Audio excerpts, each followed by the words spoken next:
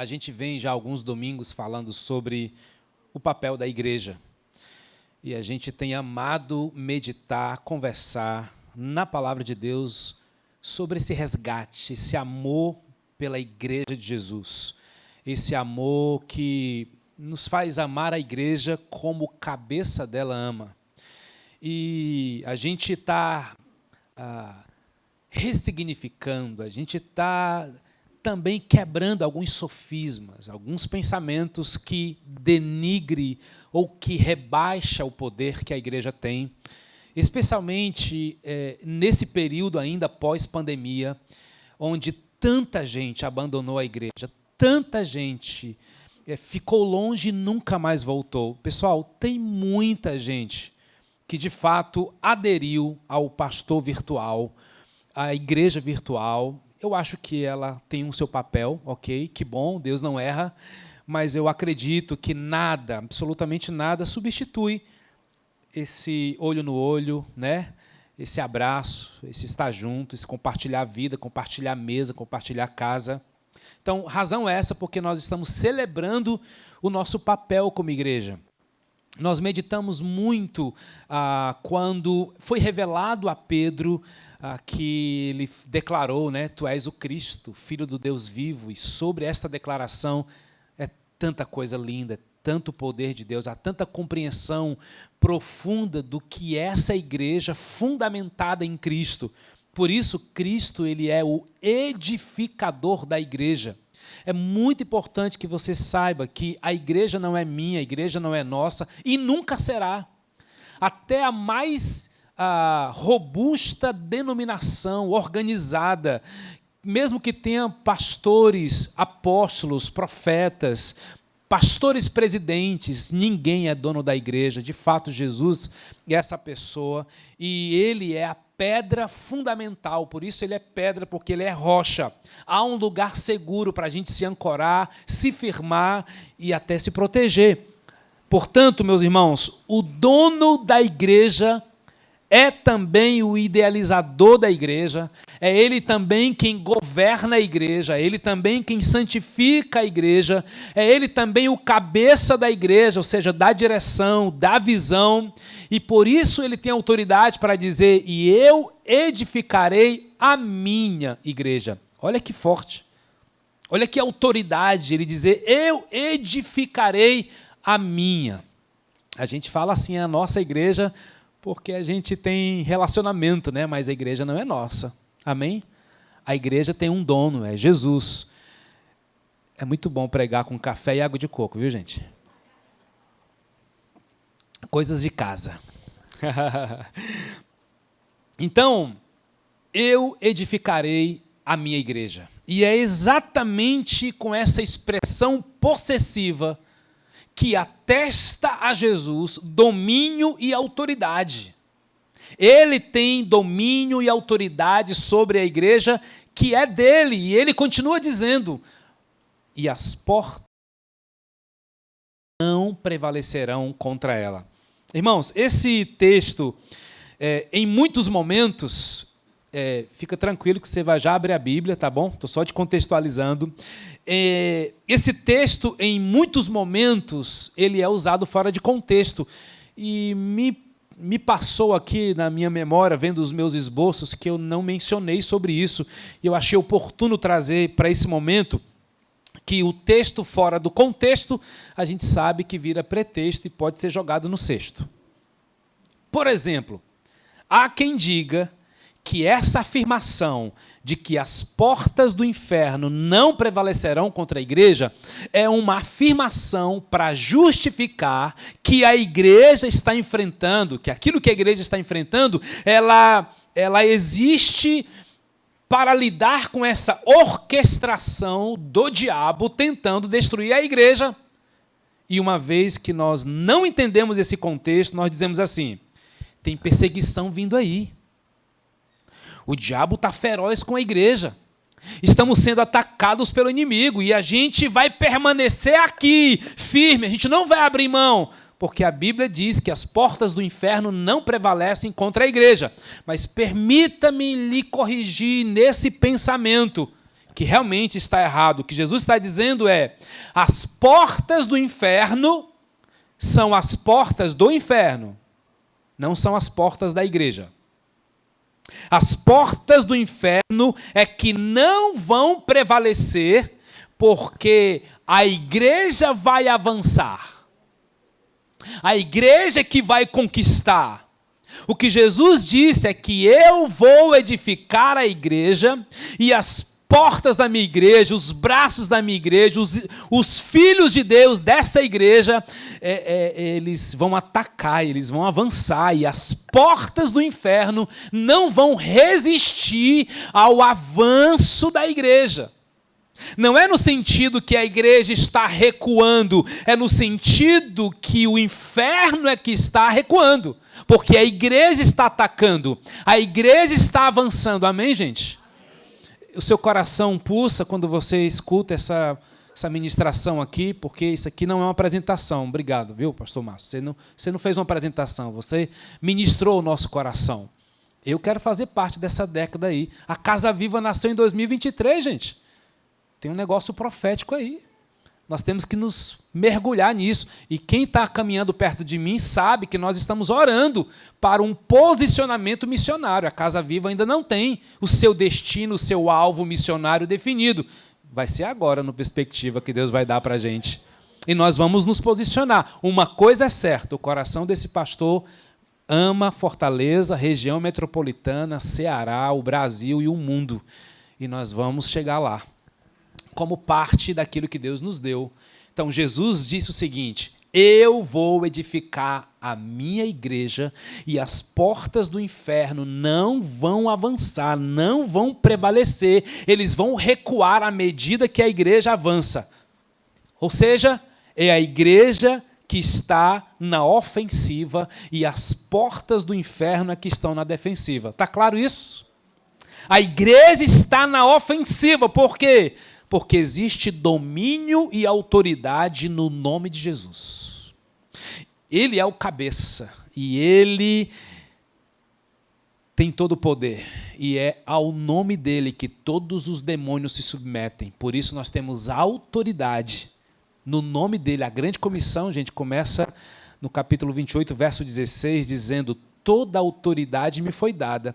Não existe cumprimento da grande comissão sem a autoridade do nome de Jesus. A gente inventa umas estratégias, né, porque a gente quer facilitar o processo, mas não é o cative mais um que conquista pessoas. É a autoridade com que você convida alguém.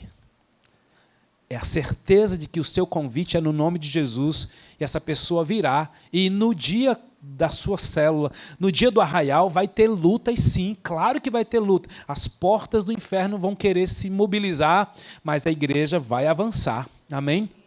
É a igreja que está na ofensiva. Esse é o nosso Cristo, que antes de entregar a missão para a igreja, de sair por todo o mundo e fazermos discípulos, ele deu mais um presente para a igreja, o Espírito Santo. Porque é no poder do Espírito Santo que essa autoridade, que esse poder, que esses sinais, que essas maravilhas vão nos acompanhando.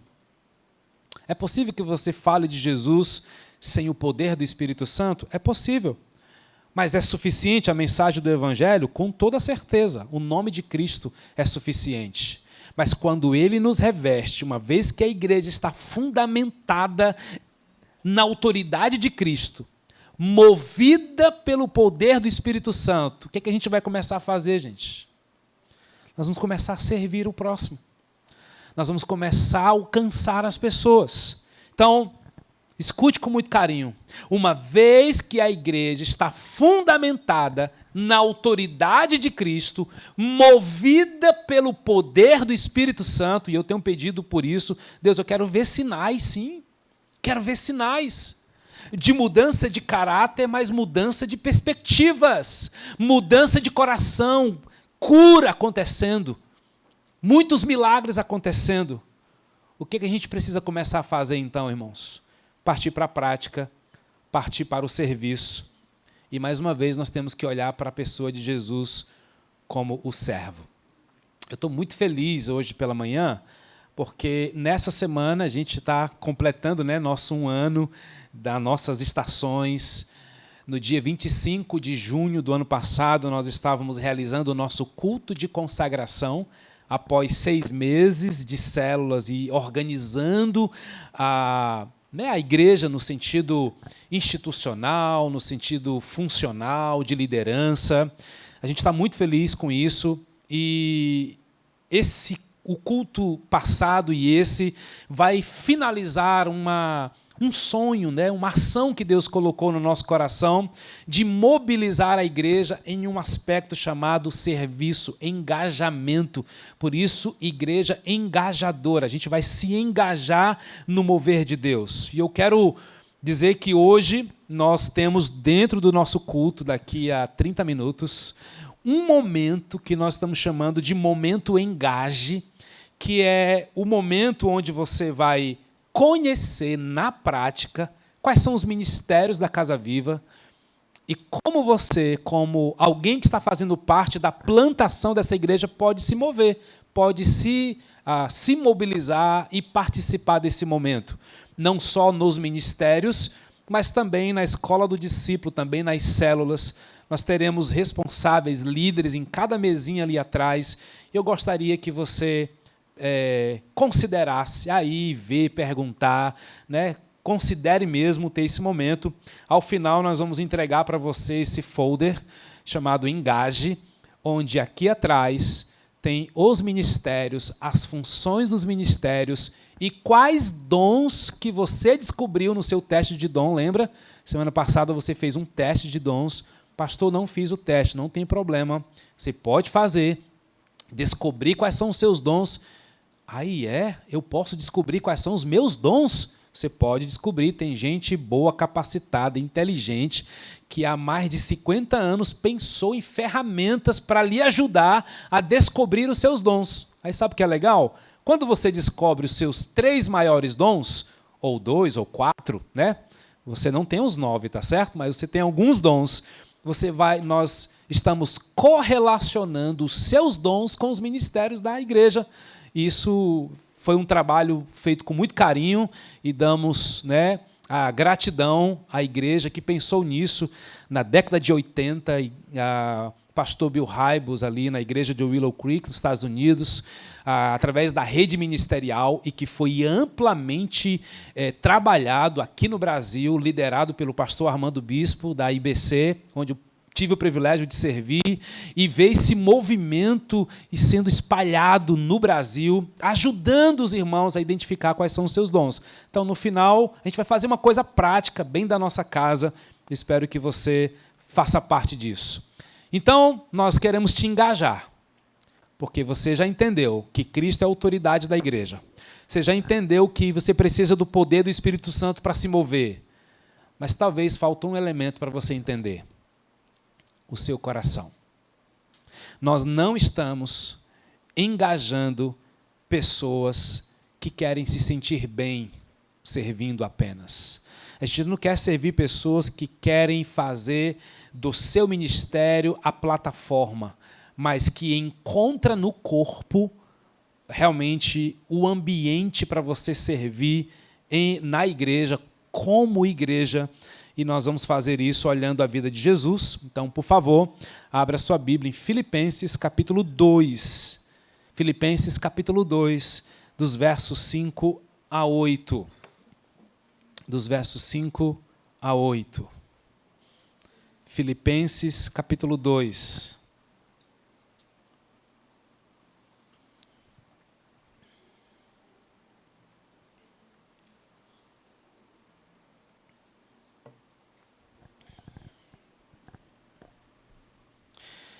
Filipenses, capítulo 2, dos versos 5 a 8.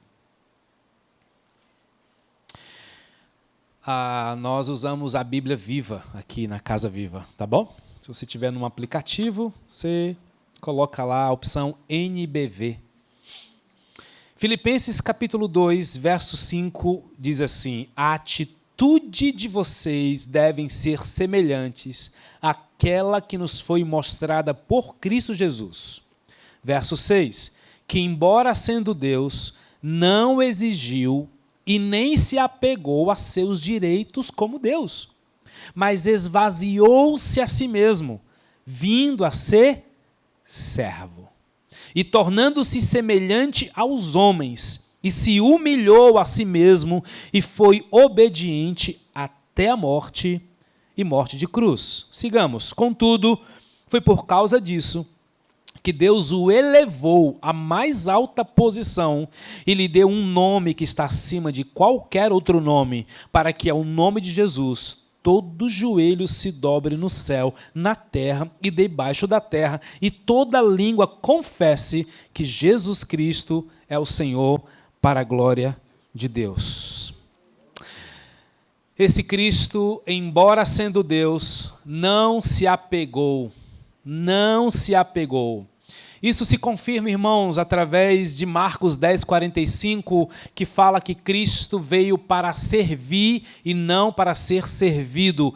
Cristo serviu aos seus discípulos, lá em João capítulo 13, e nos deu um dos maiores caminhos para a gente tratar do nosso orgulho, esmagar o nosso ego, é o serviço. Quem se dispõe a servir vai crescer em caráter, indiscutivelmente. Quem não se apresenta para servir, certamente vai ser tratado de outra forma, mas Deus está te chamando para isso. Muitos de nós, irmãos, estamos na corrida há muitos anos na vida cristã e ainda não entendemos o que é ser servo. Isso depõe contra a gente. Você é convertido aqui há 10 anos, 15 anos, 20 anos? Você é um servo?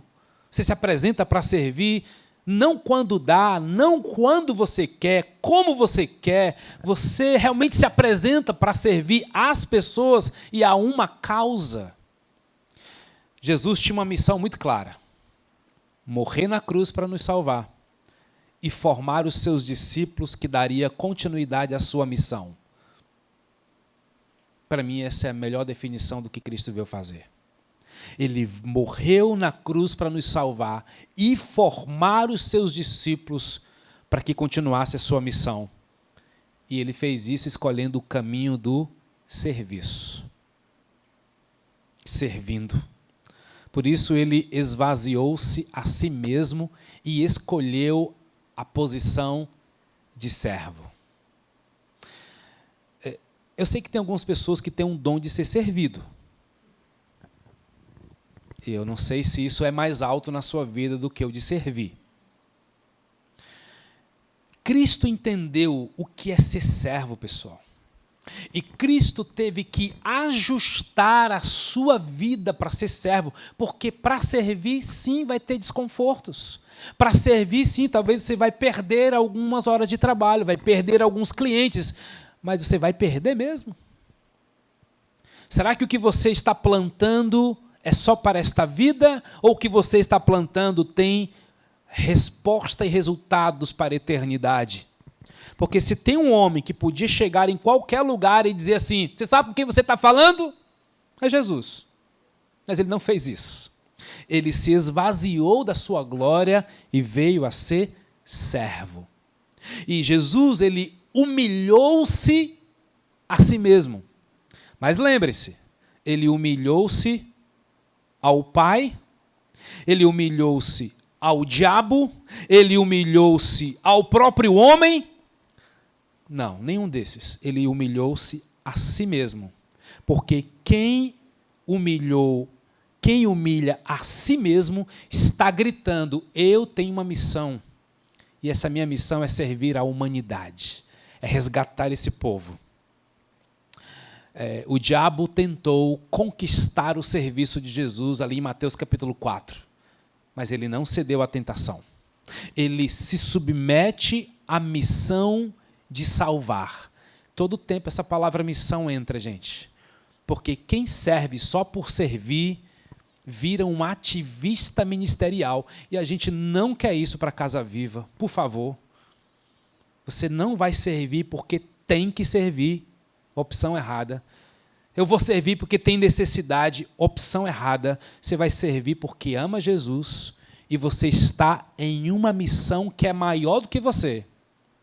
Lembrei agora de uma música do Kleber Lucas que diz assim: e a vida que eu vou viver agora é para um motivo bem maior que o meu. É lindo você servir em um lugar que tem uma causa maior do que você mesmo. Quem vai se submeter à missão de Jesus? A missão que Jesus deixou para nós, gente, é dar continuidade ao que ele começou. Todo ato de serviço precisa incluir salvação de alguém, salvação de uma família, salvação de um amigo, o resgate de alguém. Nós não queremos ser a igreja que só serve para dentro, só olhando para nós, só para o nosso, como diz um amigo meu, uma igreja umbiguista, né? Que só olha para o seu próprio umbigo. Não, a gente não quer tornar a nossa casa, sabe, perfeita, um brinco. Tudo funciona, mas a gente está insensível aos gritos dos famintos, às famílias, né? Ainda ontem a gente ouviu um prato sendo quebrado lá em uma das casas dos vizinhos. Aí eu já me mobilizei, a Vanessa, se aquieta, calma. Esse prato está me dizendo alguma coisa. Tem alguma briga de casal, tem alguma coisa acontecendo agora, tem alguma coisa, eu preciso estar atento. Aí a gente já começa a orar.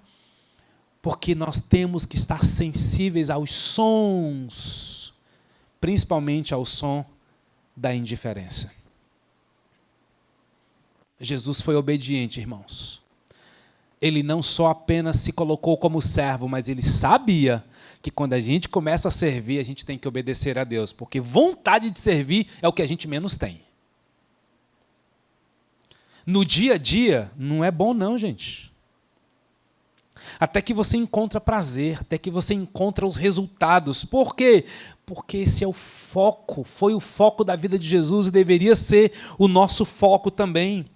Ele tem uma missão: morrer na cruz para nos salvar e formar os seus discípulos, que daria continuidade à sua missão.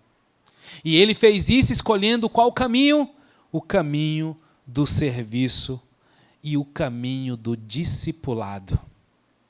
Jesus serviu aos seus discípulos e Jesus discipulou aos seus discípulos, porque discipulado exige tempo de mesa.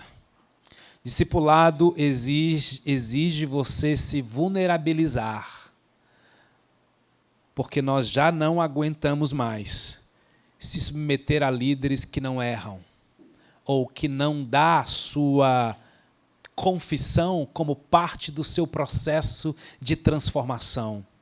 Líderes tropeçam, líderes cansam, pastores desanimam e a gente precisa estar junto como família. Ou você, papai, nunca recebeu uma frase assim do seu filho que te botou para cima num dia que você menos esperava. Você nem falou tudo para ele, mas ele foi uma voz que te animou. Sabe qual foi o resultado, gente, de tudo que Jesus fez? Todo joelho se dobrará e toda língua confessará, porque não tem uma semente que você plante no reino de Deus que não gere vida, que não gere frutos. Eu creio tanto nisso, meus irmãos. Eu creio tanto nisso. Eu creio não só na visão que Deus nos deu, mas eu creio na mobilização de pessoas. Graças a Deus eu já desisti da mania de grandeza. E quem me conhece, não só pela minha formação como administrador, mas pela minha formação de olhar para a quantidade com a mesma naturalidade que se olha para a qualidade, eu continuo acreditando nisso, mas o nosso coração é frágil, o nosso coração é limitador. Então, em outros momentos, eu já desejei resultados quantitativos mais do que qualitativos. E Deus vem me trabalhando, vem me confrontando, porque eu só quero fazer o que Deus mandou eu fazer, eu só quero estar até onde Deus quer que eu esteja, inclusive na Casa Viva. Eu não quero passar um dia a mais, nem um dia a menos. E de vez em quando os meus filhos perguntam isso para mim, né? Pai, Deus não falou mais nada contigo não, né? Tipo assim, tem alguma coisa em vista? Eu disse, filho, espero que não. Eu também estou pedindo a Deus, né, que a Casa Viva seja a minha estação aqui para realmente dar a minha vida por inteiro, mas eu disse, filho, se Deus mandar, a gente vai ter que obedecer, porque Ele tem realmente a minha vida, os meus dias nas suas mãos. Tem resultado, gente. Sabe qual foi o resultado? E ainda virá o resultado. Todo joelho se dobrará. Assim como Jesus disse, eu edificarei a minha igreja, tem uma palavra profética, ele está dizendo, e todo joelho se dobrará. Fica tranquilo. Você que ainda não entregou a sua vida a Jesus, é só uma questão de tempo. Você pode escolher fazer isso hoje, em vida, ou você pode fazer lá na eternidade, porque esse é o seu destino. Joelhos dobrados e línguas profetizando, declarando, adorando que Jesus é o Senhor, o Rei dos Reis, Senhor Todo-Poderoso. Esse é o resultado final de quem tem uma missão e um senso de serviço para a sua igreja. E eu te pergunto, para este mundo, você é um servo ou você é um consumidor? Você mais consome, recebe, e estamos aqui para isso, tá bom? Você sempre vai ter alguém, um pastor, uma igreja, uma célula, sempre haverá gente para dar, para doar, para repartir. A pergunta nessa manhã é, você é mais um servo do que um recebedor, ou você é mais um recebedor do que um servo? O que eu devo fazer então, queridos? Me alistar, me engajar. Para fazer o quê? Para fazer o trabalho que Deus te deu. Mais uma vez, você recebeu dons da parte de Deus. E como dissemos semana passada, o dom não é seu. Lembra da parábola dos talentos da semana passada? Qual dos 3 servos você se identifica? Espero que você seja um servo que multiplica. Deus nos dá os dons, nos dá o dom, mas a responsabilidade de multiplicar é nossa. Entre a responsabilidade que recebemos e a multiplicação para cumprir o que Deus nos deu, Ele dá o crescimento. Aí nisso você não precisa se preocupar. Uns plantam, outros colhem. Mas é Deus quem dá o crescimento. É por isso que existem leis da multiplicação, leis da colheita. Porque se você plantar, vai crescer. Se você cuidar, vai crescer saudável, de forma exponencial. Deus derramou algo em nossas vidas. Agora é nossa responsabilidade multiplicar o dom que recebemos. Você já sabe quais são os seus dons? Não saber qual é o seu dom não te dá o direito de ficar parado.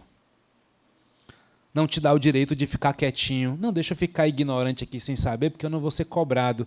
Não, porque todos nós temos a capacidade de ser servos. E servo é um dom, gente. Servo pode ser o título para todos os dons, mas servo também é um dom lá, e a lista você já conhece. Eu sei que a gente, no nosso meio, nesses dias sendo incomodados por Deus. E que bom, porque você está sendo desafiado a desenterrar. Você já voltou lá, no lugarzinho que você enterrou, e tem dons que você tem que ninguém sabe, inclusive nessa igreja. Você está fazendo outra coisa, mas tem um dom que está escondidinho lá, que você não faz mais nada, porque eu não sei. De repente, você se cansou, você se frustrou, mas você vai prestar contas com Ele. Chegou o tempo, né? Chegou o tempo da gente multiplicar o que nós recebemos. E nós vamos multiplicar. Nós vamos multiplicar. Porque nós não iremos nos entregar à ideia de que nós somos ocupados demais. Também falamos isso semana passada. Normalmente, Deus chama pessoas ocupadas. Normalmente, Deus chama pessoas ocupadas. Então, a gente precisa compreender como é que a gente vai funcionar no corpo de Cristo. E embora, irmãos, a gente vá apresentar os ministérios da Casa Viva, mas é só uma pequena parte, tá bom? Deixamos ministrado na semana passada que você pode começar uma célula no teu ambiente de trabalho. Você pode começar uma célula amanhã na sua casa, chamando os seus amigos. Você pode começar a alcançar pessoas nos ambientes que talvez a gente nem entrou ainda. Eu já fiz parte de uma igreja que chegou a ter 65 ministérios. Hoje você vai conhecer 10. Você pode olhar para os ministérios e dizer assim, nenhum desses aqui é o meu lugar. Ok, então inventa o 11º. Vai fazer o 11º. Nem precisa ser um ministério institucional, mas você pode se posicionar. Para que servem os dons? Rapidamente. Primeiro, para glorificar a Deus. Segundo, para edificar as pessoas. Vamos ver os slides aí, Felipe, por favor. Para que servem os dons espirituais? Primeiro, vamos no para quê. Para glorificar a Deus. Próximo slide, eu acredito. Isso. Para que servem os dons espirituais? Para glorificar a Deus e edificar as pessoas. É isso, a gente serve para isso. Mas o que são dons espirituais? Possivelmente você precisa saber disso. Volta lá o slide. São habilidades especiais usados para propósitos espirituais, dados pelo Espírito Santo a todo discípulo, segundo a graça de Deus, para o bem comum do corpo de Cristo. Meus irmãos, o que você recebeu no dia da sua conversão, entregar sua vida a Jesus, são habilidades especiais usadas para propósitos espirituais. Isso é tremendo. Isso é tremendo. Foi dado pelo Espírito Santo, tá? Não foi dado por mais ninguém. Outra coisa, todos nós recebemos um dom de Deus. Não há ninguém nessa manhã aqui que não tenha recebido um dom de Deus. Por isso, ele, de fato, conta com você. Você já reconhece os dons na Bíblia? Vou te mostrar rapidamente. Essa frase é importante. Só é ministério um ato de serviço que glorifique a Deus e edifique as pessoas. Parece óbvio, mas não é, gente. Tem pessoas que fazem realmente da igreja um negócio, tem gente que faz da igreja um mercado. E isso não é difícil de perceber, não é o nosso caso. A gente acredita exatamente como a palavra de Deus está nos ensinando. Segue. Segue o slide. Próximo, próximo, próximo. Aí, só para você ter uma visão panorâmica, ok? 1 Coríntios 12... tem lá os dons que são chamados de dons espirituais. São 9 dons. Em Efésios 4:11 são chamados de dons ministeriais. E Romanos 12, de 6-8, são chamados dons de realizações. Tem mais dons, tá, gente? Há uma discussão enorme sobre isso. A lista de quantidades de dons não fecha. Mas isso é o mínimo, isso não vai nos impedir de forma alguma. Para você entender, os 9 dons, os 3 primeiros dons lá, palavra de sabedoria, palavra de conhecimento, discernimento de espírito, são os dons de revelação. Então você não precisa mais brincar e nem fazer chacota com aqueles que têm dons de revelação. É só uma nomenclatura dada para mostrar esses 3 primeiros dons. E aí, 4, 5 e 6, dons de poder, fé, cura e operação de milagres. Irmãos, eu acredito que você recebe dons no ato da sua conversão, mas eu também acredito que você recebe dons quando você busca a presença do Espírito Santo. É por isso que nós cremos nessa igreja em revestimento do Espírito Santo. A gente crê no batismo de fogo do Espírito Santo. A gente crê no mover do Espírito Santo. Eu lembro no dia que eu estava no Rio de Janeiro ministrando e ao final de um culto, estava já indo embora, na calçada de uma igreja, um pastor daquela igreja olhou para mim, começou a chorar e disse assim, Deus pede para que você estenda as suas mãos. Mas assim, no meio da calçada? E eu coloquei minhas mãos e ele disse, Deus está te entregando hoje dom de cura. E foi uma experiência incrível. Eu recebi dom de cura na calçada de uma igreja, terminando um culto. Porque Deus tomou aquele homem. E, gente, eu já tenho praticado. E, para a glória de Deus, já há alguns sinais e maravilhas que acompanham a minha história. De orar por cura e Deus curar. Eu recebi tem alguns anos, não foi no dia da minha conversão. Você pode sim receber dons se você buscar, se você pedir, se você clamar. Isso não é batismo com o Espírito Santo. O batismo você recebe no ato da sua conversão, mas tem muito mais que o Espírito Santo pode fazer em você e através de você. E eu creio nisso. Os dons de inspiração, profecia, línguas, interpretação de línguas. Por isso, irmãos, que no teste você não vai ter a opção, deu o resultado que eu tenho um dom de línguas. O teste não vai abraçar alguns dons, tá certo? Porque quem cura, meu amigo, não é um teste que vai dizer que você cura, ok? Você tem que orar e a pessoa ser curada. Esse é o teste, né? O teste não vai revelar, pode voltar, que você tem um dom de línguas. Então, tem alguns dons que o teste não traz, porque eu acho que seria ousadia demais, né? Fazer um teste, descobrir que você tem dons de língua quando você nunca nem praticou, nunca nem teve esse momento. Ok? Esses são os dons espirituais lá de 1 Coríntios 12. Próximo. Esses são os dons de realizações. Esses aqui a gente tem um pouco mais de familiaridade. São 7 dons. E eu sei que todos eles têm aqui. Isso aqui eu tenho certeza. A Casa Viva tem esses 7 dons. Dos 9 eu ainda não tenho certeza. E nem preciso ter, né? Mas isso aqui nós conhecemos. A profecia, o serviço, ensino, exortação, contribuição, liderança e misericórdia. Eu sei que tem pessoas aqui que exalam, que vivem esses dons. A grande pergunta é, você está canalizando no lugar certo? Porque, possivelmente, você pode ter tido alguma experiência na sua história que minimizou os seus dons, ou que exacerbou os seus dons.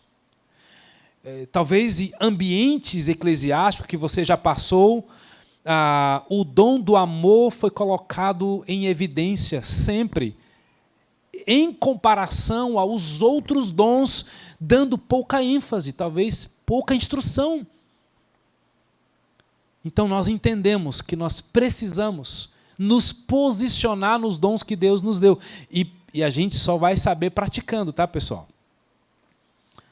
Por isso, não é estranho alguém falar em línguas no nosso meio. Por quê? Porque dom precisa de treino, de prática, de exercício.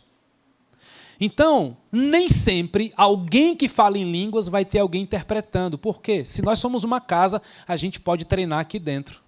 É que tem alguns dons que você vai treinar que é mais tranquilo e outros é mais barulhento. O outro é mais... parece que você está perdendo o controle. Não necessariamente. É óbvio que se tem alguém que fala em línguas de forma desvairada, sempre, nunca tem quem interprete, precisa de exortação, precisa de direção. Então, se você nessa igreja fala em línguas, você está liberado. Fale em línguas. Porque quem ora em línguas, ora a Deus, e só Deus entende. Precisa ter interpretação? Nem sempre precisa ter interpretação. Porque aqui a gente pode treinar os nossos dons. Por que eu posso treinar o dom de liderança, errar e está tudo bem, e eu não posso treinar o dom de línguas, errar e está tudo bem? Sim, tudo bem, só uma força de expressão, né? Todos serão corrigidos, todos serão exortados, todos serão treinados para dizer, não podia ser um pouco menos? A gente não poderia crescer juntos? Deixa eu te dar um feedback, deixa a gente crescer juntos em relação a isso. Por que o que ensina, às vezes, passa do ponto, ensina uma heresia, e a gente pode, e falar outras coisas não pode. Então, nós queremos crescer na prática, tá bom, gente? É na prática dos dons. Próxima lista, dons ministeriais, eu encerro com elas. Apóstolos, profeta, evangelistas, pastores e mestres. Essa é a lista de dons que mais gera divisão entre as igrejas. Ok? Mas gera ponto extremistas, né? Porque a igreja decidiu que só existe hoje evangelista, pastor e mestre. Então, muitas igrejas não acreditam mais no dom apostólico e profético. E aí é uma grande discussão, mas só para nos posicionarmos. Nós acreditamos no dom apostólico, nós acreditamos no dom profético e nós vamos treinar isso daí. E nós vamos praticar isso daí. Na essência da palavra, tá, gente? Não é para colocar ninguém em visibilidade E como muito foi falado no passado, que o apóstolo é a quarta pessoa da Trindade. Quem já ouviu essa frase, né? Eu ouvi isso há muito tempo e não é nada disso. Eu acredito sim que tem pessoas com dom apostólico. O meu pastor, que me pastoreia lá do Mato Grosso, ele é um apóstolo. Mas é lindo ver ele se movendo no dom apostólico. Ele está numa cidade de 200 mil habitantes. Ele já está plantando a 10ª igreja. A igreja dele tem 1.500 pessoas. Ele não para de viajar para a África. Ele não para de enviar missionários. É um homem que vê o evangelho se espalhando ao redor do mundo. Ele tem, na essência de um apóstolo, um empreendedor do reino que vai abrindo caminhos. É nesse sentido, pessoal. É nesse sentido. Então, nós temos esses dons, essas listas, e se você não fez o teste de dons, eu queria te estimular a fazer isso. Faz isso em grupo, tá bom? Todo teste, assim, gente, a grande maioria dos testes é feito em grupos. Deve ter uma ciência, eu não tenho todas as explicações para isso, mas nós também podemos aplicar o teste numa célula em algum momento, não tem problema. O grande desafio agora é: você se dispõe a ser um servo? Eu sei que você já é, mas talvez há algo nessa manhã que mexeu com o teu coração, porque você está ocupado demais para deixar de servir. E você acha que isso é uma opção. Servo não é uma opção para você. Servir é uma oportunidade que Deus está te dando de você crescer em caráter, de você crescer nos seus dons.